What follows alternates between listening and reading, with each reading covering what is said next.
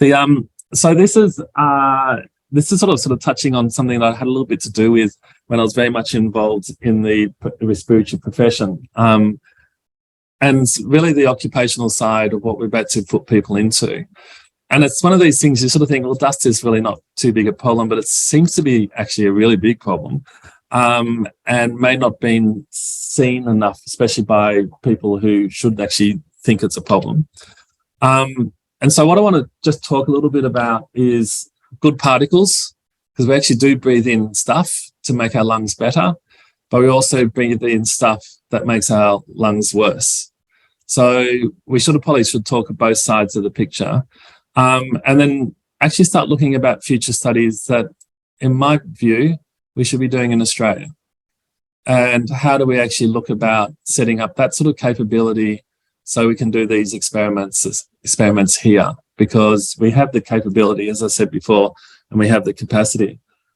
And there's also part of the reason we need to resolve some of this. If the space tourism is going to take off, I actually just typed in space tourism on the internet and hit the on Google and hit the images. And those two images, I really can't understand how the astronaut can drink a beer when he's got the helmet on. But anyway, there's a little inconsistency in the in the view.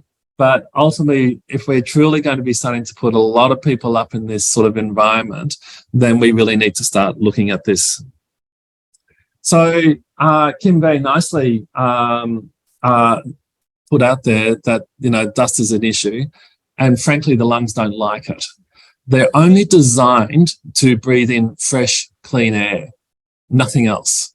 So you only need to look in the extreme where you have smoking-related disease, which basically destroys the lung and kills people. There's no two ways about it. It's just no point mincing words. That's what it does. Therefore, we need to start thinking about, well, what do we do breathe in? And I think, Polly, you thought, beginning of 2020, do you remember there's a little bushfire in New South Wales that went all the way down to Victoria? We've sort of forgotten about it because we had this little pandemic thing that got in our way. But ultimately, I remember landing into Sydney and I couldn't actually see the terminal when I hit the tarmac. And I caught up with Chris Bowen, who was the Shadow Health Minister at the time, and I just said, look, I just want to have a little chat to you about a few things. Just look out your window, just on the off chance you didn't notice you can't see the next building on the other side of the road. And we're sitting on 32nd floor in Sydney somewhere. They're not designed to breathe anything else apart from fresh air. So as soon as we actually put in something else, you want it to be for the actual good. You don't want it to be actually something that's going to be destructive. The other thing with the lung is you only have one shot. They're really, really bad at repairing themselves. So as soon as you actually make it inflamed, you give it a rash, make it upset, irritate it somehow, even actually damage it, it can't repair itself. And every time it tries to repair itself, it actually puts scar tissue down. And every time you actually affect that, it just puts more and more scar tissue down. It's really bad at repairing itself. So you only have one shot. And so this is something I downloaded when I was having a look about what's in this stuff. And it's quite interesting where it says on the moon, the dust is so abrasive. So it's just up here on the moon, the dust is, I can't use this very well, that it ate away layers of spacesuit boots and destroyed the vacuum-sealed Apollo sample container. And I'm going to breathe this in? Really?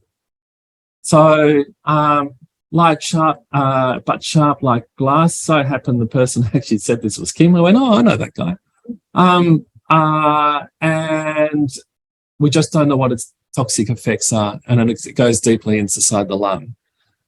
And we're about to breathe in this stuff as though that's fine.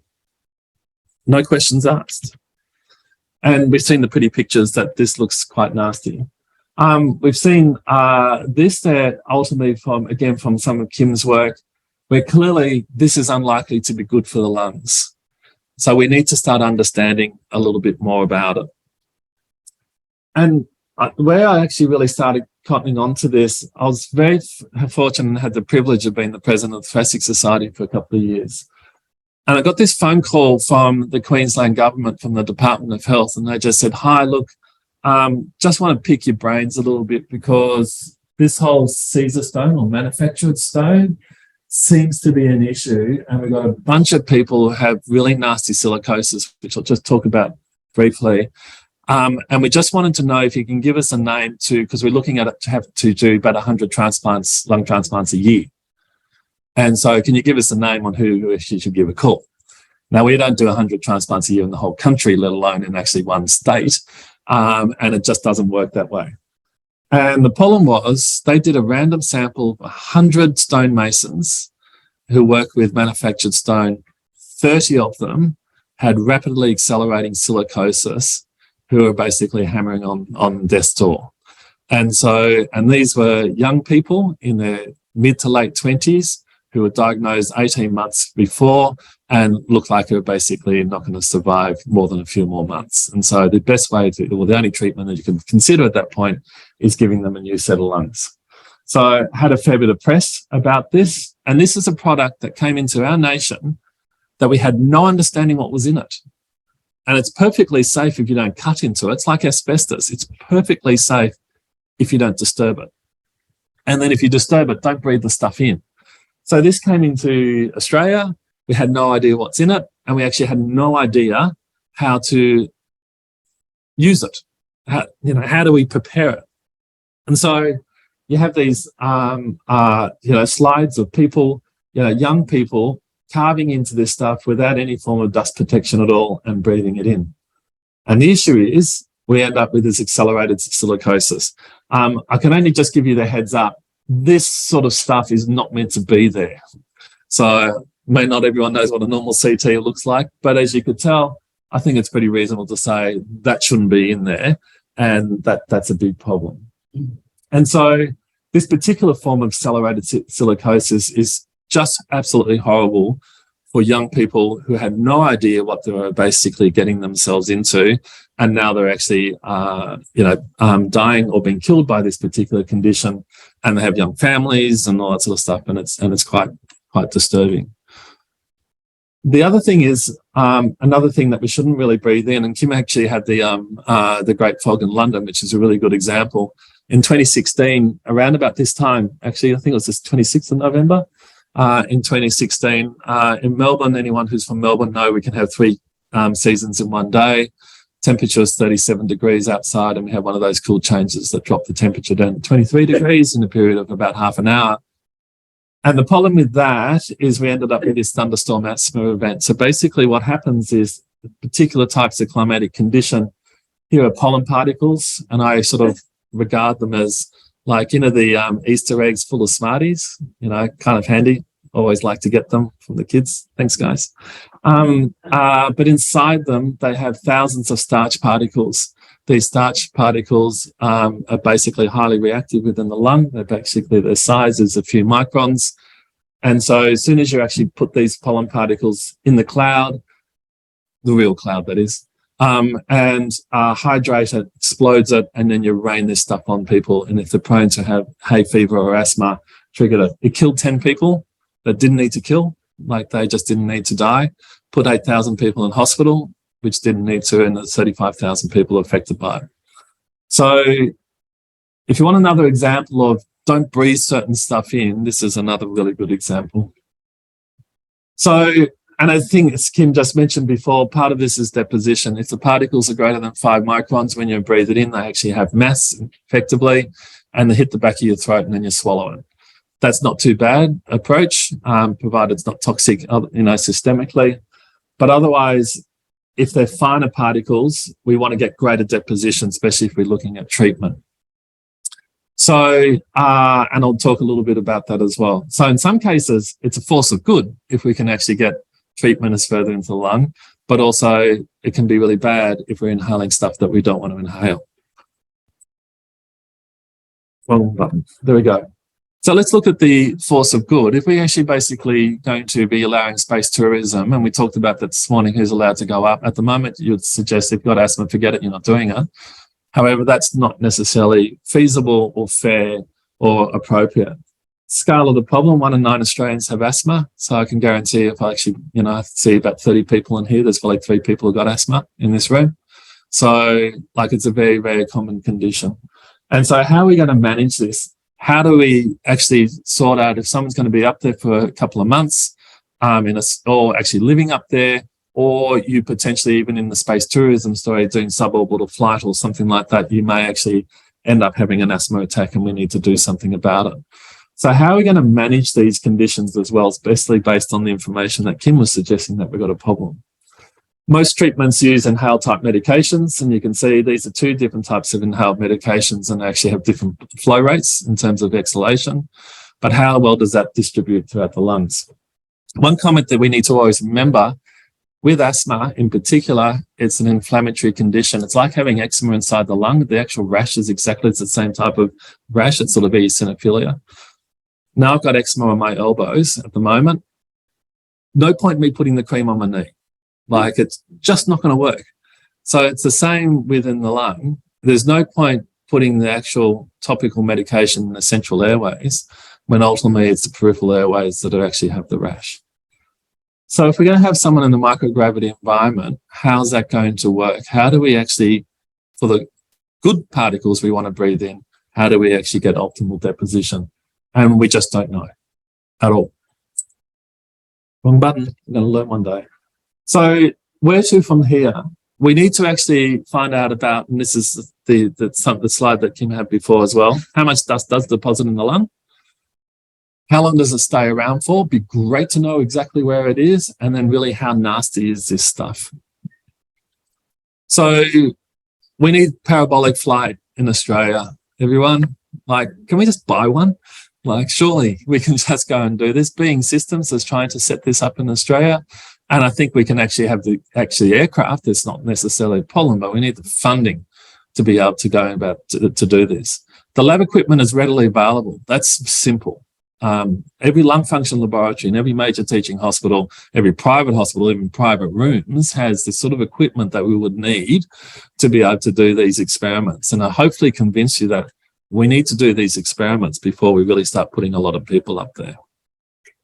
So if we're looking at the bad particles, Kim's already done some work in parabolic flight, and it's already been relatively well described. However, we need to actually work out a lot better about our mucociliary clearance. It's critically important to see how well the lungs actually get rid of this stuff, because if it doesn't and it sits there, then we have a problem. And so we will need to work out, better design spacesuits, the whole bit, to actually to address this issue. Ultimately, suborbital flight would be fantastic, because the problem is with the parabolic flight, you actually get either zero gravity, almost zero gravity, and then you can potentially get hypergravity. And so you're potentially giving a very mixed signal here. Also, the time that you're in microgravity for is in the order of 30, 40 seconds, as opposed to we need a bit longer. So, but it's a bit like Kim's analogy, the moon's just a training wheels to Mars, parabolic flight's a training wheels to suborbital flight and then to longer. So what we propose is start to do some of those experiments and actually get the whole thing right and get some data on looking at mucociliary clearance. And we'd use basically standard equipment that would be incurring in normal hospitals of basically inhaling radioactive fine particles and basically looking at how they distribute through the lung and how they clear within the lung. It's quite straightforward to do on ground. It's trickier to do in microgravity, but clearly it's been done before. So that's an experiment that is just sitting in the can waiting for us to do. So the next bit is our current medications that we use on gravity on Earth. How do they actually behave in a microgravity environment? And a couple of the bullet points that Kim had from Chantal Dequen's study, where it said fewer particles are deposited in microgravity. That's not good for your inhaled medication. Remember, it's topical treatment. And the coarse particles are deposited more centrally. Well, most of the particles that come out of your standard inhaler are 5 microns. So if they're only going to be deposited centrally, fat lot of use that's going to be. So you can get fine particle inhalers, but they have a very large distribution of, they're not just 2 microns plus or minus 0.001 microns. They're potentially 3 microns plus or minus 1.5, and the fine particle fraction could be only 40%. So it does spook me when I actually saw that. I thought, this is not great, especially if we're going to be using these inhaled medications. We need to think about this a lot more. And this was basically the figure that actually demonstrated that in terms of the percentage deposition in the alveolar region just was way less in microgravity than it actually is in 1G. And so why should we care? So we know the small airways in severe asthma are critically important. So it leads to, it's demonstrated that asthma severity, asthma control, medication use, failure to treatment, the lung stiffness and symptoms is all based if we have a very peripheral condition of asthma. I would suggest that's all not good. And in terms of mild to moderate asthma, the conducting airways, especially the small conducting airways, are also really important. The problem is our current medications treat here, and we really need to treat them down there.